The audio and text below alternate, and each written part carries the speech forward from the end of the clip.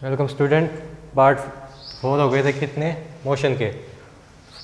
Last part में क्या देखा था? Graphical representation of uniform acceleration, जिसके अंदर 3 इक्वेशन निकाली थी। इक्वेशन ऑफ मोशन आई थी अपनी 3, और जो पार्ट इंपॉर्टेंट है सबसे ज़्यादा।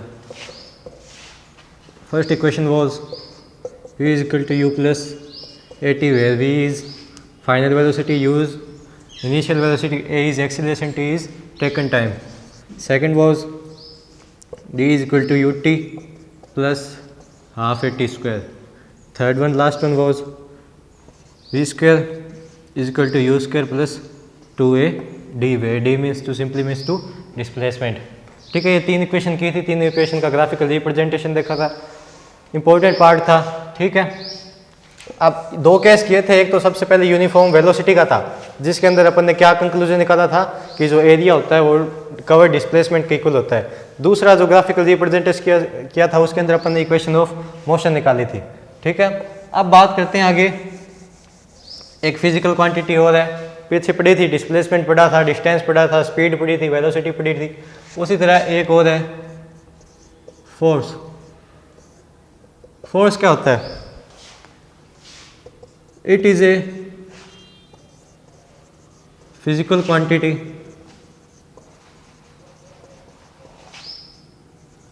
which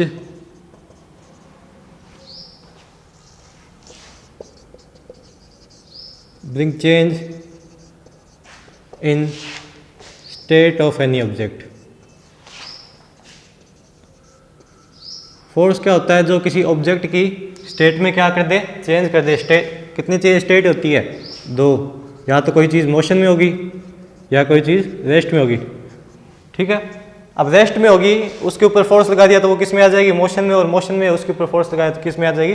rest. यानी फोर्स क्या होता है? एक फिजिकल क्वांटिटी होती है जो किसी ऑब्जेक्ट की स्टेट को चेंज कर देती है। और force is simply mean to push और पुल।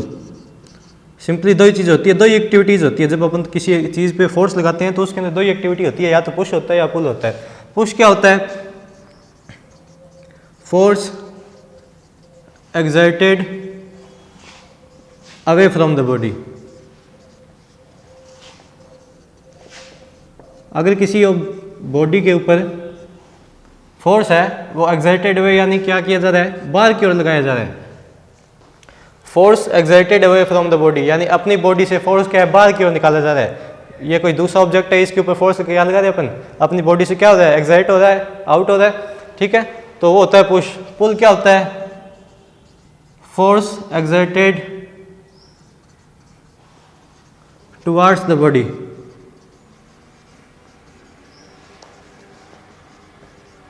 वो क्या होता है?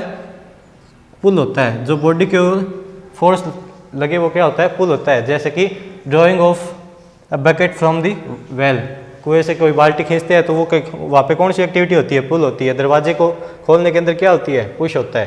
ठीक है, तो ये होता है फोर्स। बात करते हैं फोर्स कौन सी क्वांटिटी है? फिजिकल क्वांटिटी है। फिजिकल क्वांटिटी कितने टाइप की होती थी? स्केलर और वेक्टर। ये कौन सी है? फोर्स कौन सी होती है? वेक्टर क्वांटिटी होती है। क्या होती है? वेक्टर क्वांटिटी होती है। एफ एरो, जिसकी वैल्यू होती है m.a, where a simply means to acceleration. ये फॉर्मूला अपन क्या करेंगे? सॉर्ट आउट करेंगे जब न्यूटन सेकंड लॉ निकालेंगे। ये आगे प्रूव करेंगे अपन। ठीक है, ये हो गया फोर्स। देखो आगे, अब फोर्स डिपेंड किन किन चीज़ों पे करता है वो और देखो। फोर्स डिपेंड करता है फर्स्ट मैग्नीट्यूड। अब कईयों को मैग्नीट्यूड में कंफ्यूजन है। मैग्नीट्यूड क्या होता है? मैग्नीट्यूड देखो, कोई फिजिकल क्वांटिटी होती है, उसके अंदर 3 चीज़ पूछी जाती है, 3 चीज़ इंक्लूड होती है उसके अंदर। एक तो उसकी वैल्यू, सेकंड उसकी डायरेक्शन, और थर्ड होते हैं इन दोनों के चेंज होने की वजह से उसकी वैल्यू भी चेंज हो जाती है। तो वैल्यू जो होती है वो उसका मैग्नीट्यूड होता है। जैसे 50 kg मास, तो 50 उसका क्या हो गया? मैग्नीट्यूड हो गया। 5 kg शुगर, तो 5 क्या हो गया? उसकी वैल्यू होगी। उस वैल्यू को क्या बोलते हैं? मैग्नीट्यूड बोलते हैं। ठीक है, ये होती है मैग्नीट्यूड। तो फोर्स किस पे डिपेंड करता है? सबसे पहले मैग्नीट्यूड पे। किस पे? मैग्नीट्यूड। जैसे आपने वर्क वाला किया था, W equal to F into D, force into displacement होता है ना, W इक्वल टू। तो वर्क किस पे डिपेंड करता था? फोर्स पे, और डिस्प्लेसमेंट भी डिपेंड करता था। वैसे ही जो क्या है, फोर्स अपना मैग्नीट्यूड पे, मैग्नीट्यूड ज़्यादा होगा, वैल्यू ज़्यादा होगी तो फोर्स भी ज़्यादा होगा। सेकंड, डायरेक्शन, डायरेक्शन पे भी डिपेंड करता है क्योंकि वेक्टर क्वांटिटी है। अगर कोई ऑब्जेक्ट है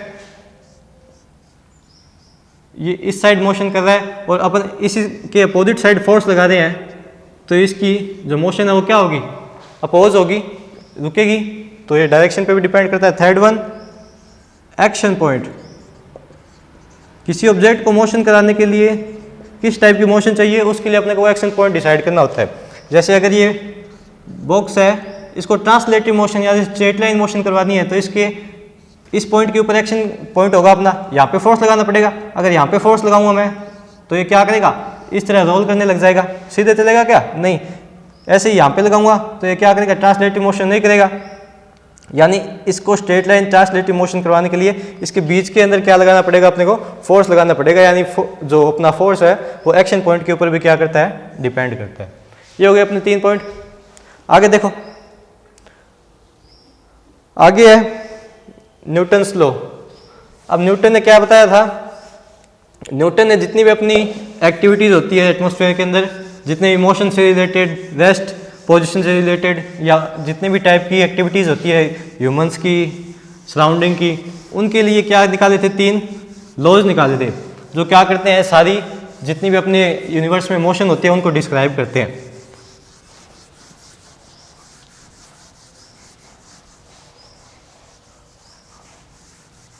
तो इसके अंदर सबसे पहले आता है, लेकिन इससे पहले आप 3 इक्वेशन ऑफ मोशन थी वो कर लेना जो कि इंपॉर्टेंट है।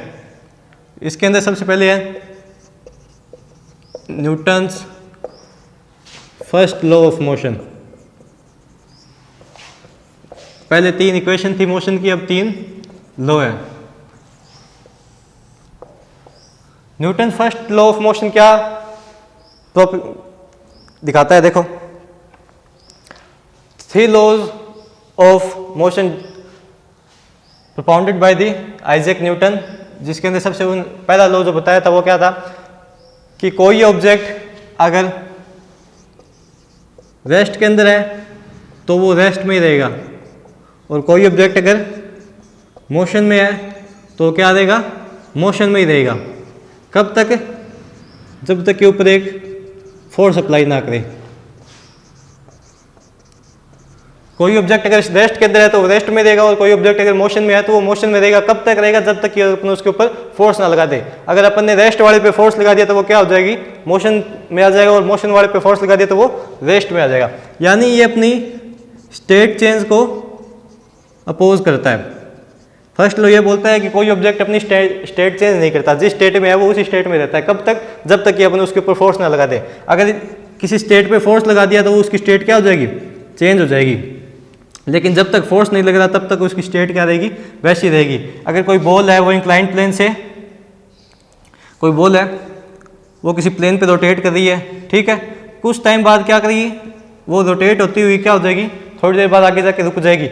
इस कंडीशन में उस पर फोर्स कहाँ लगा है, अपन ने क्या देखा है कि कोई ऑब्जेक्ट अगर मोशन में है तो वो मोशन में रहेगा। तो अपन ने कोई मार्बल है या कोई बॉल है वो एक प्लेन के ऊपर क्या किया, रोटेट करवाया है, तो वो आगे घूमता जा रहा है, लेकिन थोड़ी देर बाद वो रुक जाता है। क्यों, ये तो कह रहा है जो मोशन में वो मोशन में रहेगा। कब तक, जब तक कि उसके ऊपर फोर्स ना लगाए। तो इस कंडीशन में क्या हो रहा है, इस बॉल के ऊपर कौन सा फोर्स लग रहा है, अपनी प्लेन का फ्रिक्शन फोर्स लग रहा है। ये जो नीचे प्लेन अपना ये इसकी बॉल के ऊपर क्या लगा रहा है, फ्रिक्शन फोर्स लगा रहा है। यानी कोई ना कोई फोर्स तो लग रहा है, तो उसकी स्टेट क्या हो जाएगी, चेंज हो जाएगी। ये मोशन में था तो थोड़ी देर बाद क्या आ जाएगा, रेस्ट में आ जाएगा।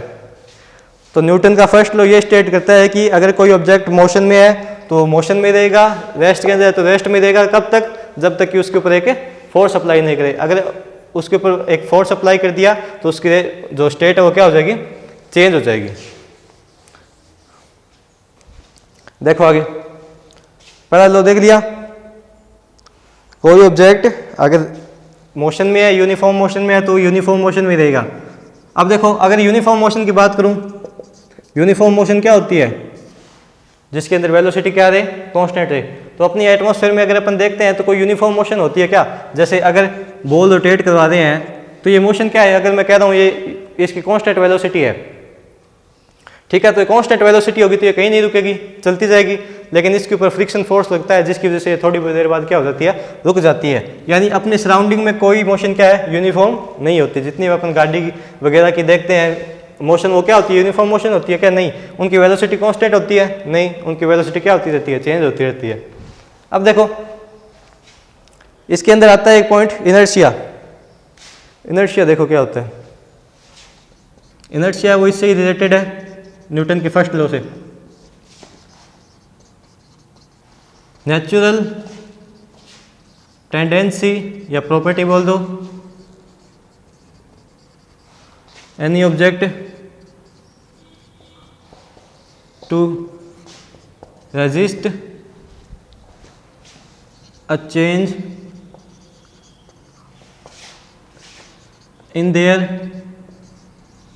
पोजीशन। अगर किसी ऑब्जेक्ट की पोजीशन में अपन चेंज करते हैं तो वो ऑब्जेक्ट क्या करता है, अपनी पोजीशन चेंज करने का विरोध करता है, जिसे इनर्शिया बोलते हैं। जैसे कि अगर बात करते हैं, इसको एग्जांपल से समझो, कोई स्प्रिंग है, इसकी इस साइड फोर्स लगा के श्रिंक कर दिया, इसको श्रिंक कर दिया तो क्या होगा, जब यहाँ से फोर्स हटाएंगे इस कंडीशन से तो ये वापस अपनी इसी पोजीशन में आ जाएगा, नहीं आ जाएगा, आ जाएगा। क्यों, इनर्शिया के कारण। इनर्शिया क्या होता है, हर ऑब्जेक्ट की प्रॉपर्टी होती है, हर ऑब्जेक्ट की क्या होती है, प्रॉपर्टी होती है, जो ये क्या कहती है कि अगर उसकी पोजीशन में चेंज करेगा और फोर्स, अगर उसकी पोजीशन पे फोर्स लगा के अपन ने चेंज कर दिया तो जब अपन फोर्स हटाएंगे तो वो अपनी एक्चुअल पोजीशन में आ जाएगा, आ जाएगा, नहीं आ जाएगा। इसे बोलते हैं इनर्शिया। इनर्शिया क्या होता है, किसी भी ऑब्जेक्ट की एक ऐसी प्रॉपर्टी होती है जो अपनी स्टेट के अंदर अपनी पोजीशन में चेंज करने का विरोध करती है। अब ये क्या चाहती है, स्प्रिंग, अपने इसकी पोजीशन में क्या कर दिया, चेंज कर दिया, तो ये क्या करेगी, अपनी पोजीशन को वापस उसी कंडीशन में ना लेके के क्या लगाएगी, इस साइड में फोर्स लगाएगी या नहीं लगाएगी, इनर्शिया लगाएगी। उसे क्या बोलते हैं, इनर्शिया। ठीक है, इनर्शिया का फॉर्मूला वैसे तो आपको देखता नहीं, लेकिन देख लो, इनर्शिया का फॉर्मूला होता है I is equal to m into d square, जहाँ पे डी होता है डिस्प्लेसमेंट या लेंथ हो सकती है कोई, ठीक है, जब अपन एक्सिस के अलोंग लेते हैं तो I is equal to m d square. Inertia क्या होता है, किसी भी ऑब्जेक्ट की प्रॉपर्टी होती है जो अपनी पोजीशन को चेंज करने का विरोध करती है। यानी अगर अपन किसी चीज़ की पोजीशन में चेंज करेंगे तो वो चीज़ क्या चाहेगी, अपनी पोजीशन चेंज होने नहीं देना चाहती, वो अपनी उसी पोजीशन में रहना चाहती है। ठीक है, जैसे अपन कोई रबर है, रबर को क्या किया, खींचा, खींचने के बाद क्या होगा, जब अपन इसको छोड़ेंगे तो अपनी एक्चुअल पोजीशन में आ जाएगा, नहीं आ जाएगा। यानी क्यों है ये अपनी एक्चुअल पोजीशन में, इनर्शिया की वजह से। क्योंकि हर चीज़ की एक क्या होती है, इनर्शिया होता है। इनर्शिया क्या होता है, उसकी प्रॉपर्टी होती है जो अपनी पोजीशन में चेंज करने का क्या करता है, विरोध करता है। ठीक है, ये होता है इनर्शिया। आगे देखो, इनर्शिया जिस ऑब्जेक्ट का मास ज्यादा होगा, अब इनर्शिया किस किस पे डिपेंड करता है, डी डिस्प्लेसमेंट और मास पे, सिंपली डिपेंड करता है मास पे। जिस ऑब्जेक्ट का मास ज्यादा होगा उसका इनर्शिया भी क्या होगा, ज्यादा होगा। इनर्शिया क्या होता है, किसी चीज की पोजीशन चेंज करने का एक मेजर भी ले सकते हो। जैसे अगर मैं कहूँ किसी चीज का इनर्शिया ज्यादा है, यानी किसी चीज का मास ज्यादा है, एक गाड़ी है, कार है, एक ट्रक है, दोनों रेस्ट पोजीशन पे है, दोनों रेस्ट पोजीशन पे है, तो किसका इनर्शिया ज्यादा होगा, इसका या इसका, ट्रक का ज्यादा होगा, क्योंकि इसका मास क्या है, ज्यादा है, इसका मास क्या है, कम है, दोनों रेस्ट पोजीशन पे है। इसका डिस्प्लेसमेंट दोनों का ही जीरो है, डिस्प्लेसमेंट जीरो तो नहीं होगा, क्योंकि जीरो होगा तो आई भी जीरो हो जाएगा। डिस्प्लेसमेंट अगर इनको सेम मानते चले, मान लो इसका भी डिस्प्लेसमेंट सेम है, इसका भी डिस्प्लेसमेंट सेम है, डी की वैल्यू सेम है दोनों के लिए, कार के लिए भी और ट्रक के लिए भी। लेकिन अब पूछे कि इसका इनर्शिया ज्यादा होगा, तो अपन किसको देखेंगे, मास को। कार का मास कम है और ट्रक का मास क्या है, ज्यादा है, तो इनर्शिया किसका ज्यादा होगा, इसका। तो ये अपनी पोजीशन में चेंज करने का, इसकी पोजीशन में चेंज करने के लिए अपने को क्या लगाना पड़ेगा, ज्यादा फोर्स लगाना पड़ेगा, पड़ेगा या नहीं पड़ेगा। क्यों, क्योंकि इसका इनर्शिया ज्यादा है। जिसका इनर्शिया ज्यादा होता है उसकी पोजीशन चेंज करने में उतनी डिफिकल्टी होती है, यानी उसकी पोजीशन चेंज करने में उतना ही फोर्स ज्यादा लगाना पड़ेगा अपने को। ठीक है, जिसका इनर्शिया ज्यादा होगा उसकी पोजीशन चेंज करने में उतना ही ज्यादा क्या लगाना पड़ेगा, अपने को फोर्स लगाना पड़ेगा। तो फर्स्ट लॉ गया अपना। फर्स्ट लॉ क्या स्टेट करता है, अगर कोई ऑब्जेक्ट रेस्ट के अंदर है तो वो रेस्ट में रहेगा, मोशन में है तो मोशन में रहेगा, जब तक कब तक रहेगा वो मोशन में, और कब तक रहेगा रेस्ट में, जब तक कि उसके ऊपर कोई फोर्स अप्लाई ना करे। अगर उसके ऊपर फोर्स अप्लाई कर दिया तो उसकी पोजीशन क्या हो जाएगी, चेंज हो जाएगी। इसके बाद आता है इनर्शिया। इनर्शिया क्या था, हर ऑब्जेक्ट की एक प्रॉपर्टी होती है जो क्या देती है कि वो अपनी पोजीशन में चेंज होने का विरोध करती है। अगर अपन उसके ऑब्जेक्ट की पोजीशन चेंज करेंगे तो वापस उसी पोजीशन पे आना चाहेगा। कुछ ऑब्जेक्ट आ जाते हैं इलास्टिक होते हैं, कुछ नहीं आ पाते, ठीक है। अब उसके बाद है Newton second law of motion. Newton's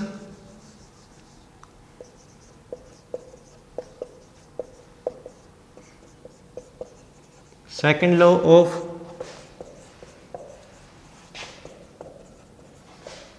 motion. Newton second law of motion देखो क्या स्टेट करता है। उससे पहले अपन एक टर्म डिस्क्राइब कर लेते हैं जो इस पूरे लॉ को दिखाती है। देखो एक फिजिकल क्वांटिटी और है मोमेंटम। जैसे फोर्स F है, वर्क W है, एक्सीलरेशन A है, वैसे ही क्या है मोमेंटम को लिखते हैं अपन P से, ठीक है। इसके इनिशियल रेजिस्टेंस नहीं शो करते, इसको P से शो करते हैं। P की वैल्यू होती है m डॉट v। मोमेंटम एक वेक्टर क्वांटिटी है, v velocity. P is equal to mass into velocity. आगे समझ। मोमेंटम क्या होता है, एक फिजिकल क्वांटिटी होती है जो क्या होता है मास और वेलोसिटी के मल्टीप्लाई से या प्रोडक्ट से क्या होती है अपने को मिलती है। मोमेंटम होता क्या है, देखो मोमेंटम क्या शो करता है, मोमेंटम इनर्शिया के जैसा ही होता है। लेकिन अब एक बात देखते हैं अपन, मोमेंटम किस किस पे डिपेंड करता है, मास पे एंड वॉल्यूम पे। वॉल्यूम क्या, वेलोसिटी। मोमेंटम एक फिजिकल क्वांटिटी है जो किससे मिलती है, मास और वेलोसिटी के क्रॉस प्रोडक्ट से मिलती है अपने को, ठीक है। अब मास मोमेंटम डिपेंड किसके ऊपर करता है, मास के ऊपर और वेलोसिटी के। जैसे एक कोई बुलेट है, ठीक है, और एक कोई बॉल है, ठीक है। अब दोनों को क्या करेंगे अपन, इसका मास ले लेते हैं, मान लो m1 या कोई दूसरा। देखो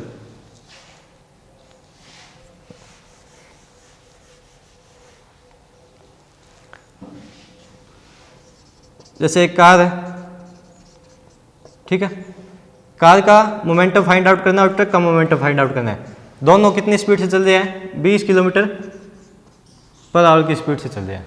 कितने, 20 किलोमीटर पर आवर। वो इनर्शिया वाली सेम चीज़ है। किसका इनर्शिया ज़्यादा था उस कंडीशन में, ट्रक का। और इसमें भी क्या होगा, ट्रक का। इसका मोमेंटम फाइंड आउट करेंगे, पी कार का कितना होगा, m इंटू स्पीड कितनी इन दोनों की 20 ही है। ट्रक का फाइंड आउट करेंगे तो ट्रक का क्या होगा, मास, ठीक है। इसकी भी वेलोसिटी कितनी है, 20 है। इस फॉर्मूले में देखो, अगर पहले कार का मोमेंटम फाइंड आउट करना है तो मास अपने को देखना पड़ेगा। दोनों की वेलोसिटी क्या है, 20 है। तो मोमेंटम किससे डिसाइड होगा, मास से। तो किसका मास ज़्यादा होगा, ट्रक का। तो मोमेंटम किसका ज़्यादा होगा, ट्रक का ज़्यादा होगा। यानी ऑब्जेक्ट की पोजीशन को रेजिस्ट करने के लिए जो नेचुरल टेंडेंसी होती है अपनी, वो क्या होती है, मोमेंटम होती है, ठीक है। मोमेंटम डिपेंड करता है मास एंड वेलोसिटी। अगर किसी ऑब्जेक्ट का मास सेम है, दो ऑब्जेक्ट है, इस कंडीशन में क्या देखा था, वेलोसिटी सेम थी, तो किस पे डिपेंड हो रहा था, मास। अब दोनों को, दो ऑब्जेक्ट है, दोनों का क्या है, मास सेम है, तो फिर उसके जो मोमेंटम है किस पे डिपेंड होगा, वेलोसिटी। फिर अपन उसकी वेलोसिटी देखेंगे, तो जिसकी वेलोसिटी ज़्यादा होगी उसका ही मोमेंटम क्या होगा, ज़्यादा होगा। अब देखते हैं सेकेंड जो लॉ है वो डिपेंड क्या करता है, क्या प्रोपाउंड करता है। तो सेकेंड लॉ क्या था, the rate of change of momentum is equal to force. देखो rate of change in momentum, change in momentum क्या होगा, अगर कोई ऑब्जेक्ट है, वो पहले कितनी, ऑब्जेक्ट है ए, उसका मास m, ठीक है, पहले वो कितनी स्पीड से ज़्यादा था, v1। फिर उसके ऊपर अपन ने क्या किया, फोर्स अप्लाई किया, ठीक है। फोर्स अप्लाई किया तो मास तो उसका उतना ही रहेगा, क्या बढ़ गई, वेलोसिटी। वेलोसिटी v से कितनी होगी, v2 होगी। अब वो अलग बात है कि v1 ज़्यादा या v2, कौन सी ज़्यादा होगी, वो डिपेंड करेगा फोर्स की डायरेक्शन पे। अगर जिस डायरेक्शन में जा रहा है उसी डायरेक्शन में फोर्स लगा दिया तो v2 बढ़ जाएगी, v1 से ज़्यादा स्पीड हो जाएगी। और जिस डायरेक्शन में जा रहा है उसके अपोजिट कर दिया अपन ने फोर्स, तो v2 क्या हो जाएगी, कम हो जाएगी। यानी मोमेंटम तो चेंज होगा हर डायरेक्शन में। इस कंडीशन में मोमेंटम क्या होगा, P1 क्या होता था, मास इंटू वेलोसिटी, मास कितना है m, वेलोसिटी कितनी है v1। इस कंडीशन में मोमेंटम चेंज हो जाएगा नहीं हो जाएगा, मास तो उतना ही है लेकिन अब वेलोसिटी चेंज होगी तो मोमेंटम भी क्या हो जाएगा चेंज। तो P2 is equal to m into V2। तो P1 से कितना हो गया मोमेंटम P2, तो rate of change in momentum, change in momentum कितना हुआ है,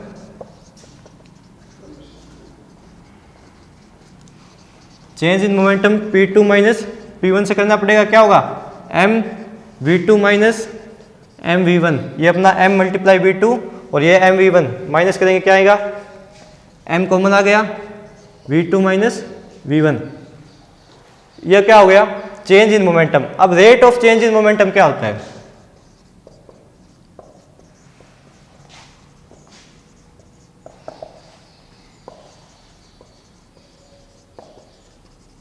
rate of change in momentum is equal to applied force. Second law state करता है rate of change in momentum is equal to applied force, यानी जो force होगा वो किसके इक्वल होगा, जो ये फोर्स अपन ने अप्लाई किया है ये किसके इक्वल होगा, rate of change in momentum. Change in momentum तो ये हो गया, ठीक है, P2 माइनस P1। अब रेट ऑफ चेंज इन का मतलब होता है जितने टाइम के अंदर ये चेंज हुआ है। अगर मान लो t टाइम के अंदर P1 से P2 हो गया तो rate of change in momentum होता है, अगर इसके अंदर अपन क्या कर दें, अपन t का डिवाइड कर दें। रेट का मतलब होता है टाइम का, क्या कर दें अपन इसको टाइम के साथ इस टर्म को डिस्क्राइब करेंगे तो क्या हो जाएगा, rate of change in momentum हो जाएगा। तो force is equal to rate of change in momentum, यानी m V2 minus V1 upon t। ये था अपना second law of motion which indicate the applied force. क्या होता है, rate of change in momentum is equal to applied force, F is equal to m V2 minus V1। Force भी एक vector quantity है लेकिन अब यहाँ पे अपन मैग्नीट्यूड ले रहे हैं तो इनके ऊपर एरो नहीं लगाएंगे, वेक्टर लगाने की जरूरत नहीं है अपने को, ठीक है। तो ये हो गया अपना न्यूटन्स सेकंड लॉ। इसके आगे अपन फोर्स का जो F is equal to m a find out किया था ना, F is equal to m a, वो फॉर्मूला फाइंड आउट करेंगे अगली वीडियो के अंदर, ठीक है।